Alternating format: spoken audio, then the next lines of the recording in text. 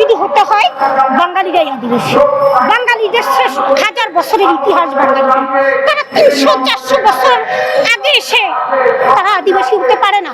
যেখানে আমি হাজার বছর বসত করি, আমি আদিবাসী না, তারা 3-4 বছর আগে সেই করছে করছে তাদের বনবাস হিসেবে পার্বত্য চট্টগ্রামে পাঠিয়েছে। তারা চাকমা তো করে না, তাদের উপাধি ছিল চাক। চাক অর্থ গোল, তারা দেখতে খাটো হয় দেখে তাদের চাক, তারা গোল, এরপরে তারা চাকমা না। প্রথমেই বলতে চাই, স্বাধীনতা যুদ্ধের পরে এই বাংলাদেশ যখন গুছানোর জন্য ব্যস্ত, ঠিক তখনই কিন্তু পার্বত্য চট্টগ্রাম পার্বত্য জেলার প্রতিনিধি হিসেবে সন্তু লারমার বড় ভাই আনেন লারমা আসছিলেন যে বাংলাদেশকে আলাদা করে দাও, আলাদা একটা রাষ্ট্র হিসাবে করার জন্য বলছিল, যে এই 3 পার্বত্য জেলাকে আলাদা করার। তখন বঙ্গবন্ধু হয়তো রাগে ক্ষোভে বলছিল যে তোমরা বাঙালি হয়ে যাও। সেই ক্ষোভে কিন্তু পার্বত্য চট্টগ্রামে শান্তি বাহিনী সৃষ্টি হয়। তাহলে এই যে ওরা যে বলছে ওরা নির্যাতিত, ওরাইয়া শান্তি বাহিনীটা কারা? কারা ছিল শান্তি বাহিনীটা? পাহাড়ি বাঙালি, ত্রিপুরা মারমা, তারাই তো ছিল বাঙালি শান্তি বাহিনী।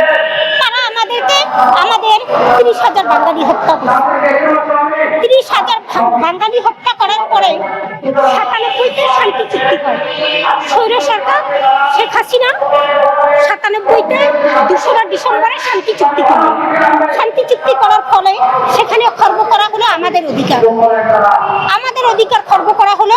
আমরা সেখানে কোঠা তৈরি করা হলো।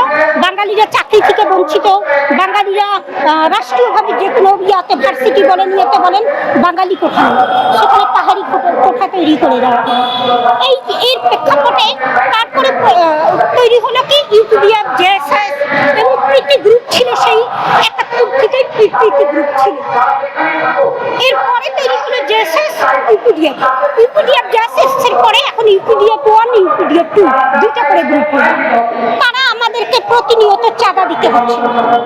আপনি চাঁদার বিরুদ্ধে বলতে পারবেন না, কারণ চাঁদার রসিদে তারা লিখে দেয় মানবতাই পরম ধর্ম।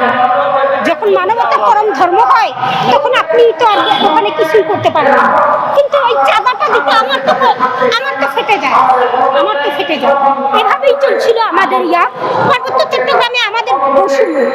আপনি দেখেন বাংলাদেশে কত 64টা জেলা, এখন 64টা জেলার ভেতরে 61টি জেলার সংবিধান আলাদা, বাকি 3টি জেলার সংবিধান আলাদা। আপনি পার্বত্য চট্টগ্রামে চেয়ারম্যান হতে পারবে শুধু পাহাড়ি উপজাতি। কেন ভাই? আমি বাঙালি, আমার যোগ্যতা নাই, আমার অধিকার নাই, আমি বাংলাদেশের নাগরিক না। তারা সেখানে পাহাড়ি চেয়ারম্যান, পাহাড়ি একজন সদস্য, মারমা একজন সদস্য, ত্রিপুরা একজন সদস্য, বাঙালি একজন সদস্য। তাহলে ওখানে পাহাড়ি বাঙালি আপনি হিসাব করতে দেখেন, পাহাড়ি বাঙালি সমান সমান। ওখানে শুধু একজন সদস্য দিয়ে কিভাবে বাঙালিদের হয়? চাকরির ক্ষেত্রে তাদের কোঠা, আমাদের নাই। আপনি প্রতিটা ক্ষেত্রেই তাদের কোঠা, তাদের আপনি দেখেন, আপনি 61 জেলার নাগরিক অধিকার রাখেন না আমার পার্বত্য চট্টগ্রামে জমি কিনতে, কিন্তু তারা আমার 61 জেলায় জমি কিনতে পারছে। কেন? আমার বাংলাদেশি, আমি একই বাংলাদেশে বসবাস করে আমার পাহাড়ের এক সংবিধান, বাকি এক জেলায় 61 জেলায় আমরা ওকে চাই।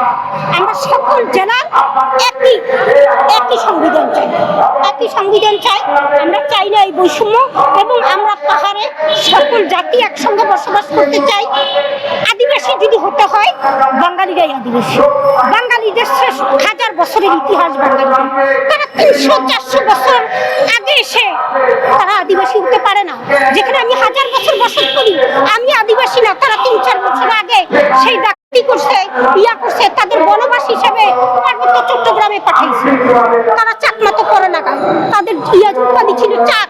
চাক অর্থ গোল, তারা দেখতে খাটো হয় দেখে তাদের চাক, তারা গোল, এরপরে তারা চাকমা লাগায়।